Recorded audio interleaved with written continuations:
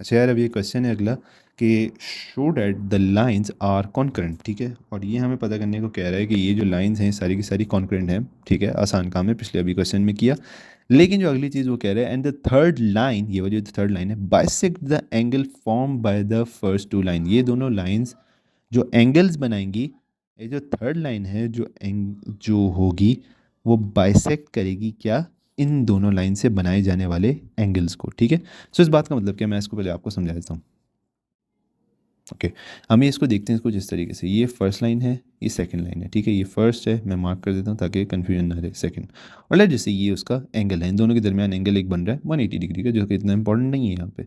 ये कहता है ये जो थर्ड लाइन है ये इस एंगल को बाइसेक्ट करती है। कैसे करेगी, ये लो बाइसेक्ट हो गई, ये थर्ड लाइन जो है ऐसे बीच में से गुजर रही है, ये इस बात का मतलब है, ठीक है। अब हम क्या करते हैं, अब हम सबसे पहले तो ऑफ कोर्स इनकी कॉन्करेंट की कंडीशन है वो आप लोग खुद करना, ठीक है। मैं कोशिश करूंगा कि आपको एक छोटा सा कट के पार्ट दिखा दूं, लेकिन मेन क्वेश्चन जो हमारा इस लेक्चर का फोकस होगा वो ये होगा, third line bisects the angle form by the first two lines, ठीक है। तो हम कॉन्करेंट को पहले देख लेते हैं।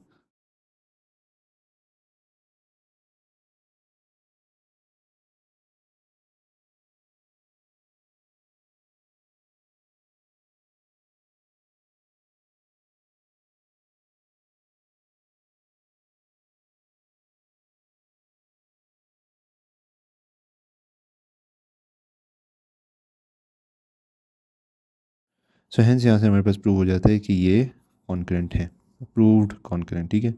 और अब मैं चाहूँगा कि हम इस चीज़ के ऊपर फोकस करें, जिसके लिए मेरे पास आपके लिए एक बहुत ही इंपॉर्टेंट फार्मूला भी है। वो फार्मूला क्या है, tangent theta, tangent theta is equal to m2 minus m1 divide by 1 plus m2 m1, ठीक है।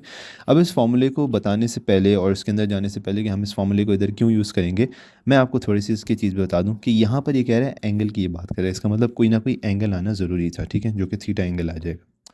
हम यहाँ पे टेंजेंट थीटा का रिलेशन यूज़ करेंगे स्लोप 2 से minus slope 1, 1 plus m1 m। अब होना क्या चाहिए, ये दोनों एंगल जो ये दोनों लाइन एंगल बनाएंगी वो इस थर्ड लाइन से आने वाले एंगल को बाइसेक्ट करना, यानी कि इक्वल होने चाहिए। अगर वो दोनों थीटाज यानी कि दोनों एंगल्स बराबर हो जाते हैं तो ये जो थर्ड लाइन है ये इस एंगल को बाइसेक्ट करेगी। नहीं बराबर होते तो ऑफ कोर्स वो नहीं करेगी, ठीक है। अब हम क्या करते हैं, हम एक एक करके इस रिलेशन के अंदर इन दोनों को, इन तीनों को एक एक करके पुट करते जाते हैं, ठीक। अब यहाँ पर ये वाली लाइन 1 है, ये पता है किसी को, ये 2 है और ये 3 है, ठीक है। मैं क्या करूँगा, सबसे पहले इनकी स्लोप्स निकाल लेता हूँ, ठीक है, क्योंकि यहाँ पर आप देख सकते हो स्लोप्स का रिलेशन अच्छा खासा है। तो मैं यहाँ पर सबसे पहले स्लोप 1 निकाल लूँगा, जो कि होगी नेगेटिव ए ओवर बी, और नेगेटिव ए ओवर बी यहाँ पर कितना बनेगा, -4/-3, जो कि बन जाएगा 4/3। सही है। इसके बाद स्लोप 2 अगर हम देखते हैं तो स्लोप 2 जो है वो आ जाएगी -3 और -4, यानी कि 3/4, ठीक है। इसके बाद m3 आ जाएगी, वो आ जाएगी -1 और -1 यानी कि 1, ठीक है। सो ये मेरे पास इन सारों की स्लोप्स आ गई। अब मैं क्या करता हूँ, मैं एक एक करके इन सारों को थीटा जो ये रिलेशन है इसके अंदर पुट करते जाता हूँ, ठीक है। इसका रिलेशन बनाऊंगा फर्स्ट लाइन का थर्ड लाइन के साथ, फिर सेकंड लाइन का थर्ड लाइन के साथ। अगर वो दोनों के दोनों बराबर आ जाते हैं तो वो हमारे पास लाइन को बाइसेक्ट करेगा, ठीक है।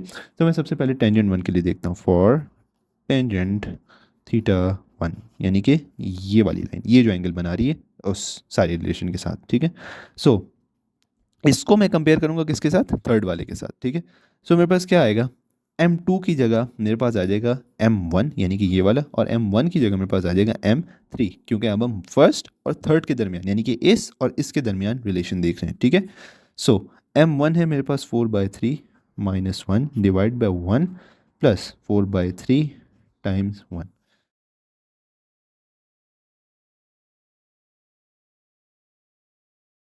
ये हमारे पास क्या आ गया, ये हमारे पास आ गया टेंजेंट थीटा, ये मैं लिख देता हूँ, tangent theta 1 is equal to 1/7। अब मुझे पहले थीटा 1 को पता करना है, ठीक है, ताकि मैं उसको थीटा 3 के बराबर, तो मैंने इसको जल्दी से दूसरे पेज पर कॉपी कर लिया और अब मैं यहाँ से थीटा 1 को निकाल लेता हूँ, ठीक है। सो टेंजेंट इनवर्स से मेरे पास आ रहा है theta is equal to 8 degrees, ठीक है। ये हमारे पास कितना, थीटा 1 जो है यानी कि ये वाला जो एंगल है ये वाला, ठीक है, कितना है 8 डिग्रीज, ठीक है। अब ज़ाहिर बात है ये आपको यहाँ से तो 90 डिग्री नजर आएगा। मैंने ऑफकोर्स एक हाइपोथेटिकल सिचुएशन के डायग्राम से डायग्राम बनाई है, सिचुएशन हाइपोथेटिकल सिचुएशन के हिसाब से डायग्राम बनाइए, लेकिन ये अब यहाँ पे 8 डिग्री का एंगल बनाने, मत समझना कि यहाँ पर 90 डिग्री बनाने, it's not 90 degrees, it's 8 degrees, ठीक है। अब हम आगे बढ़ते हैं। अब हम टेंजेंट टू का रिलेशन बनाते हैं किसके साथ, थर्ड लाइन के, यानी कि सेकंड लाइन का थर्ड लाइन के साथ रिलेशन बनाते हैं। एंड ज़ाहिर बात है वो जो भी मैंने आपको पीछे रिलेशन बनाया था वो भी उसी हिसाब से चेंज होगा, M2 माइनस M3 आ जाएगा वहाँ पर, 1 प्लस M2 M3 आएगा। सो अगर मैं यहाँ पर टेंजेंट थीटा टू को देख लूँ तो उसके लिए मेरे पास क्या क्या चीज़ें आएंगी, अब ज़ाहिर बात है मुझे उनके स्लोप्स की ज़रूरत पड़ेगी। सो मेरे पास जो M2 था वो था 3/4 और M3 था वो कितना था 1। सो मैं यहाँ पर इन सारों के अंदर इसको जल्दी जल्दी पुट कर लेता हूँ। सो M2 मेरे पास आ जाएगा 3/4 माइनस 1 ओवर 1 प्लस 3/4 टाइम्स 1, ठीक है। सो ये मेरे पास कितना आ गया, थीटा टू जो है वो कितना आ गया, -1/7। इसको हम ज़रा सॉल्व करते हैं।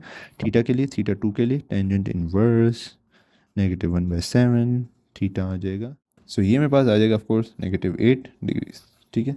अभी हमने पीछे ही उसको सॉल्व किया था कि जब भी टेंजेंट के अंदर, आपको ये बात पता होगी कि टेंजेंट के अंदर जब भी हमारे पास नेगेटिव आता है तो स्पेशली हम इस केस के अंदर उसको इग्नोर कर देते हैं, ठीक है ना। सो यहाँ पर भी ये पॉजिटिव बन जाएगा। अभी कैसे हुआ मैंने आपको यहाँ पर एक्चुअल जो सिचुएशन होती है वो बताई, वो क्या, 3/4 - 1। लेकिन इन एक्चुअल जब यहाँ पर हम देख रहे थे तो आप अगर इस चीज़ को देखो तो सेकेंड लाइन जो है वो थर्ड लाइन के बाद लाई करती है। इस बात का मतलब क्या होगा, इस बात का मतलब ये होगा कि हमें एक्चुअली रिलेशन को कुछ ऐसे बनाना चाहिए था, M3 माइनस M2 और फिर M1 M3 M2। ये हमें कुछ इस तरीके से रिलेशन बनाना चाहिए था। क्यों, क्योंकि थर्ड लाइन के बाद सेकंड लाइन लाई कर रही है तो उसी के हिसाब से स्लोप्स भी सेटअप होंगे। लेकिन अब इस तरह रख के कर लिया तो आखिर में प्लस कर दो, कोई ऐसी बड़ी मसले वाली बात नहीं है। पॉजिटिव 8 आ गया, थीटा 1 जो है वो थीटा 2 के बराबर आ गया, 8 डिग्री हो गया। हैंस ये जो थर्ड लाइन है ये बाइसेक्ट कर रही है। अगर ये एक हल्का सा भी अलग होता है ना, यानी कि एक्चुअल जो आंसर है ना कैलकुलेटर में 8.1 आ रहा है, अगर ये हल्का सा भी अलग यानी कि 7.9 होता, लाइन बाइसेक्ट नहीं करती, ठीक है। Thank you.